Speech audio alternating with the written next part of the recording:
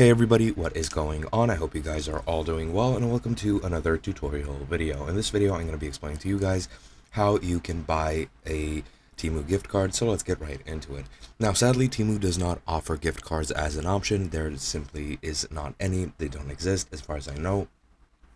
So the option to buy them is pretty much non-existent. However, there is a workaround. Now, I went over here to Playbyte and I found this out, is that you can use the App Store and the Google Play Store to purchase things on Temu. And since this is an option that is available to you, you can very easily buy gift cards for both of those services. Then, of course, you can use either the App Store or Google Play Store to make purchases through them and make those purchases for Temu. And that is pretty much what you can do, which is as similar as it can get. Again, there are sadly no existing gift cards for Temu itself. It is not a service that simply offers them. I did find some on Reddit a while ago. However, I'm not sure if they're legit, not sure if they work.